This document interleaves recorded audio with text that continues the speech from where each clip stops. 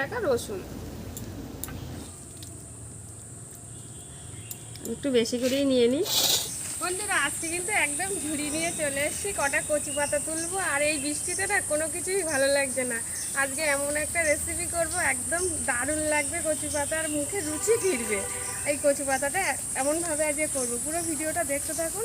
আর ভিডিওটা যদি ভালো লাগে অবশ্যই একটা লাইক করবেন। যাচ্ছি তাহলে বাগানে, জল কাদা ফেলে একেবারে। যাওয়া যাবে না।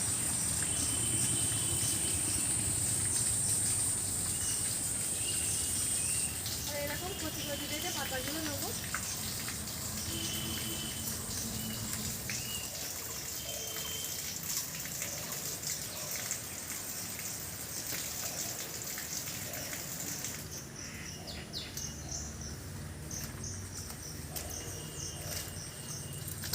এই যে কাদা জল ঘেটে একেবারে কচি পাতা তুলে নিয়ে চলে এলাম।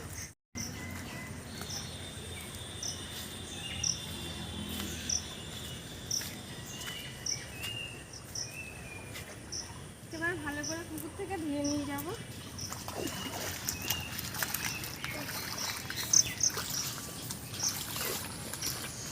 কচু পাতাটা কিন্তু আমি নিয়ে চলে এসেছি।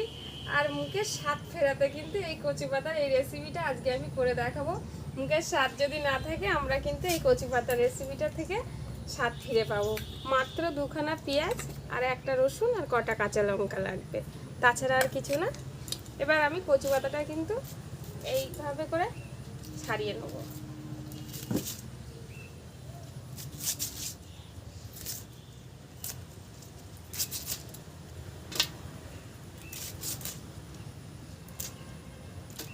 পাতার এই শিরাগুলো ফেলে দেবো।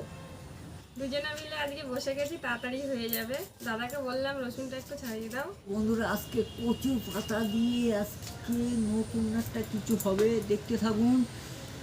এই যে কচু পাতাগুলো কিন্তু আমি সব ভালো করে ছাড়িয়ে নিলাম। আর রসুনটাও কেটে নিয়েছি, কাঁচা লঙ্কাটাও কেটে নিয়েছি। রসুনটা কিন্তু ছোট ছোট করে কেটেছি। বৃষ্টি পড়েই যাচ্ছে, এই বৃষ্টির মধ্যে কচু পাতাটা দারুণ লাগবে। কচু পাতাটা পুকুর থেকে অবশ্য ধুয়ে এনেছিলাম, এবার একবার কলের জল দিয়ে ভালো করে ধুয়ে নেব।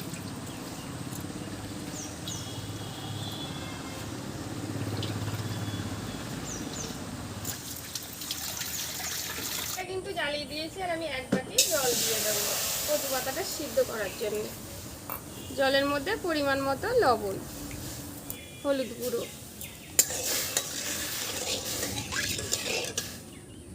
এবার আমি কচু পাতাটাও দিয়ে দেবো, চিড়ে রাখা কাঁচা লঙ্কা আর ছোট ছোট করে কেটে রাখা রসুন।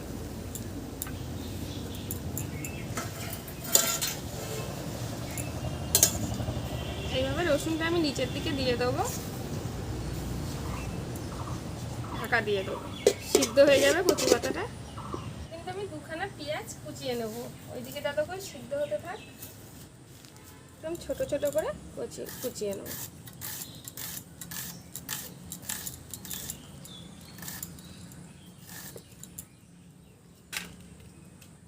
এবার আমি একটু ঢাকাটা খুলি।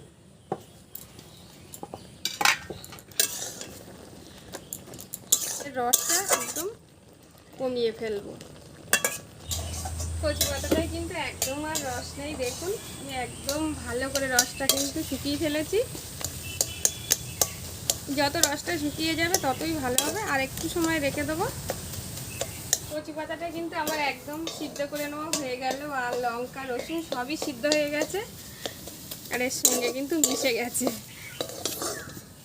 এবার আমি নামিয়ে নেব। কচু পাতাটা কমে গেছে কতটা।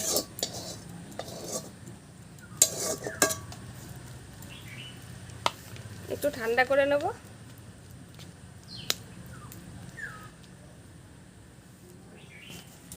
কচু পাতার মধ্যে তো সব কিছু দেওয়াই আছে, আর এবার একটু কাঁচা পেঁয়াজ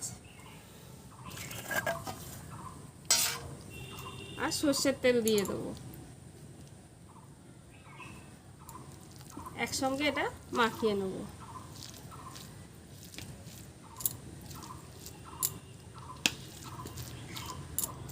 কচি পাতাটা কিন্তু হয়ে গেল রান্না আমার।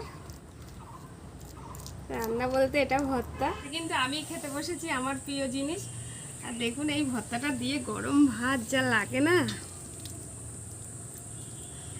একটু বেশি করেই নিয়ে নিই। আর একটা কাগজি লেবু নিয়েছি, খুব সেন্ট লেবুটা, চাইলে আপনারা একটু রস দিতে পারেন, আমি একটু দিই। ওহ,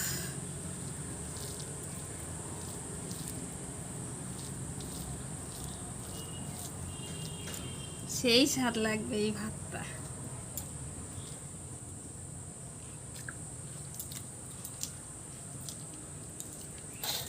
কচু পাতা তো একটা দারুণ সেন্ট, এইভাবে মাখা করে খেলে সত্যি মুখে যদি স্বাদ না থাকে, স্বাদটা ফিরে পাবেন। গলা চুলকানো বা কিছুই না। আমার মুখের কথা না বিশ্বাস হয় আপনারা করে খেয়ে দেখে কমেন্ট করে বলবেন।